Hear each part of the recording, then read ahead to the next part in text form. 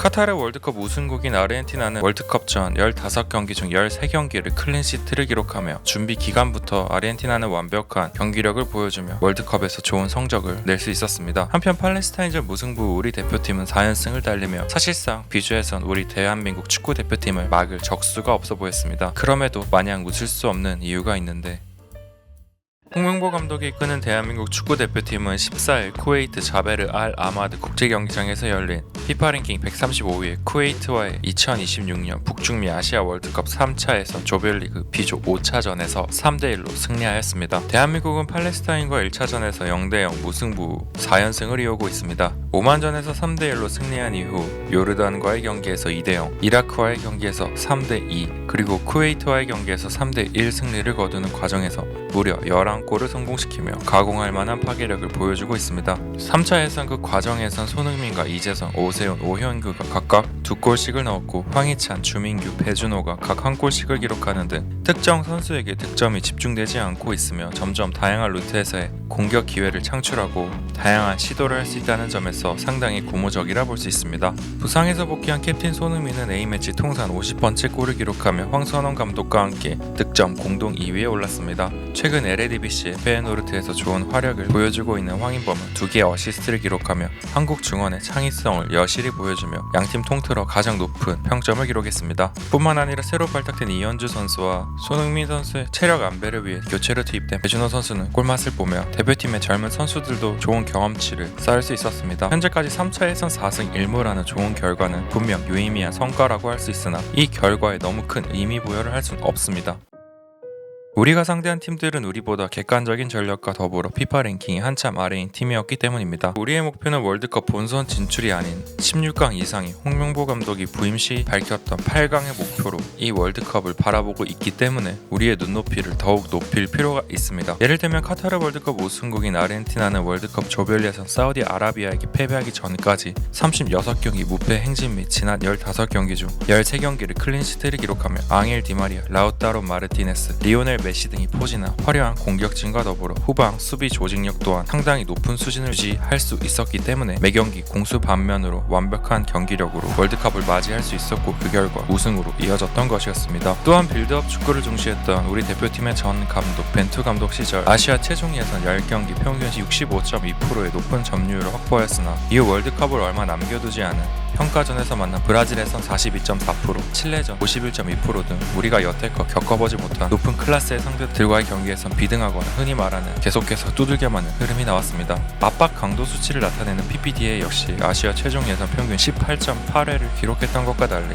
브라질 11.2회, 칠레 9.4회, 파라과이 13.1회로 완성도가 높아 보였던 벤투어였지만 아시아 팀들과 달리 그들과의 경기에선 공격력이 무뎌져 보인 것도 이 때문입니다. 뿐만 아니라 당시 벤투어의 아시아 최종 예선 시퀀스당 패스 연결 횟수는 5.8회인데 비해 브라질, 칠레, 파라과이전에서 최종적으로 4.8회로 점점 패스 연결에 감소하는 추세가 보여졌고 침투 패스 숫자 역시 74.7회로 아시아 최종 예선 평균을 기록했던 것과 달리 브라질전 46회, 칠레전 42회, 파라과이전 55회 등 강팀과의 상대에선 확연히 줄어든 모습을 볼 수 있었습니다. 또한 당시 남미의 파라과이의 경우 수비하는 방식 역시 상당히 거칠었는데 아시아 최종 예선의 팀들의 슬라이딩 태클은 평균 4.5회였지만 파라과이는 슬라이딩 태클을 12회나 시도하며 우리보다 피파 랭킹이 높거나 비슷한 팀들과의 맞대결에서 상대 역시 명예와 자존심이 걸려있기 때문에 몸을 던지면서까지 흔히 말하는 걸레 수비를 시도하는 경우가 많았습니다. 즉 아시아 최종 예선에서 경험하지 못한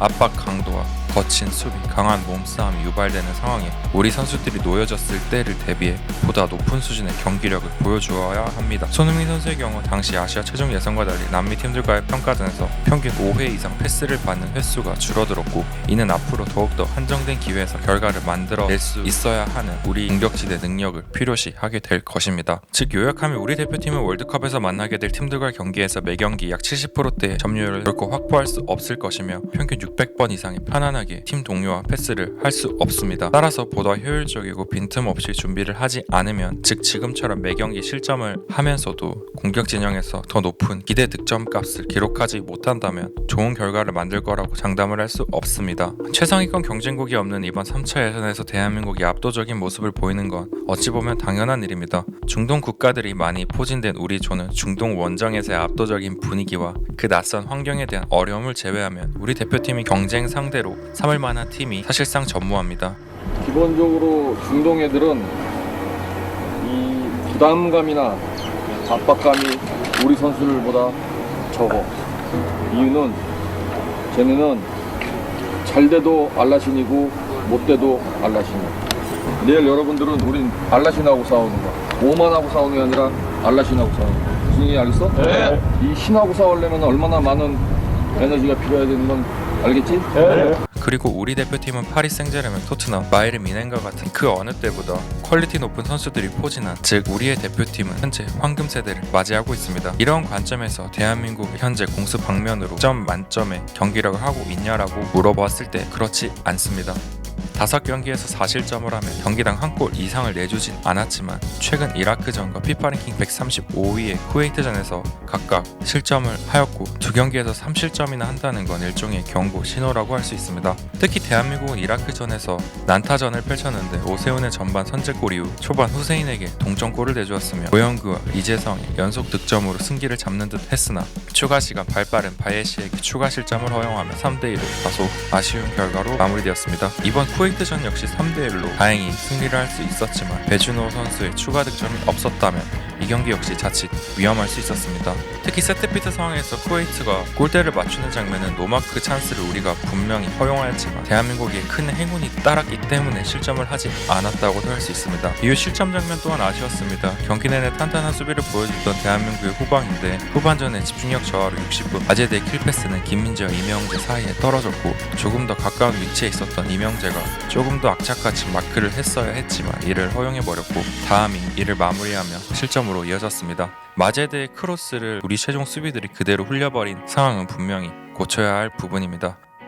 이명재, 김민재, 조유민, 서령으로 구성된 포백 수비진은 요르단전부터 이라크 쿠웨이트전까지 3경기 연속으로 호흡을 맞추고 있습니다. 요르단전에선 무실점으로 완벽한 승리를 하였으나 이렇게 후반에 실점이 집중된다는 것은 그만큼 후반으로 갈수록 뒷심이 부족하다는 뜻이며, 이번 예선을 치르는 동안 대한민국은 항상 선제골을 넣고 빠른 시간부터 우리 페이스대로 경기를 이끌어 나갈 수 있었음에도 실점 후 흐름이 뒤바뀌며 계속해서 흔들리는 장면이 나타나는 부분은 개선해야 할 숙제로 남아있습니다. 특히나 홍명보 감독은 선임 과정에서부터 많은 잡음이 있었던 만큼 지금보다 훨씬 더 완벽하고 빈틈없는 경기력을 보여주어야 하며, 우리는 현재 4연승의 결과를 챙기며 월드컵 본선 진출의 7부 능선을 사실상 넘었다고도 볼 수 있습니다. 그리고 이제는 우리가 경쟁해야 할 상대는 유럽, 남미, 아프리카, 그런 팀들에게는 조금의 빈틈도 곧바로 실점으로 이어질 것이며, 어쩌면 90분 동안 한번 올까 말까 결정적인 찬스를 놓치고 하나의 실수가 곧바로 패배로 이어질 수 있습니다. 따라서 홍명보 후는 지금보다 더 각성할 필요가 있습니다. 대한민국은 오는 19일 팔레스타인과 월드컵 3차 예선 6차전을 치르게 됩니다. 지난 무승부의 아쉬움을 풀 기회이며 다음 경기에서 무실점과 함께 후대팀으로 하여금 통곡의 벽을 보여줄 수 있길 바라겠습니다. 오늘 준비한 소식은 여기까지입니다. 시청해주셔서 감사합니다.